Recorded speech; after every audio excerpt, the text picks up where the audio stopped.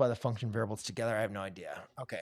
No, you're not multiplying them together. Basically what this notation is the same thing as h of g of negative 4n. That's what that notation means. Okay. So that's the same thing as that. So let's go through, let's do a thing, right? What if I said g, so if we know g of n is equal to an n squared plus n, right? All right. So what if I said, what is g of negative 4? Well, what would you do? You just replace n with negative 4, right? So that's a negative 4 squared plus negative 4, right? And that's going to be what? 16 minus 4, that's equal to 12. Okay. But now that's not actually the question. Was like, is g of negative 4n. So what if you did that? So what if you did a g of negative 4n?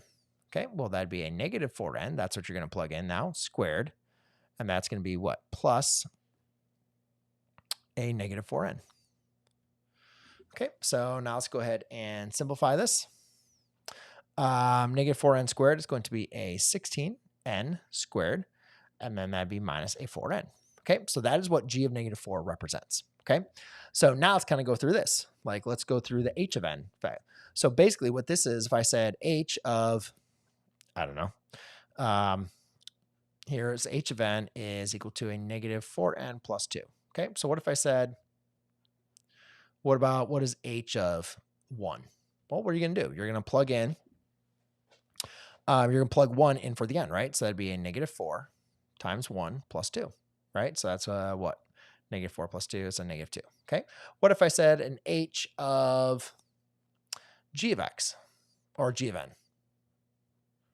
So what would you do there? You would just plug the g of n in for the n, right? So that'd be a negative 4 times a g of n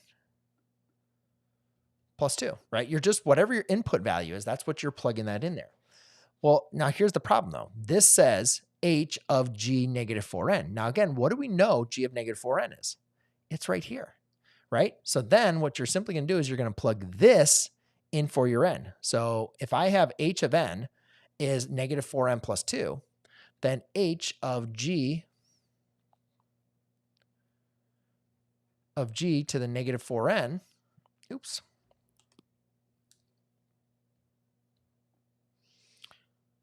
that's simply just going to be equal to g to the negative 4n is just going to be where is this? A negative 4 times a 16n squared minus a 4n and then plus 2.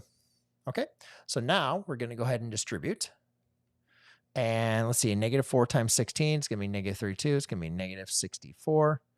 N squared, negative 4 times negative 4 is going to be a positive 16n plus 2. Okay, oh, come on, plus 2. And there you go. That's basically what we got here.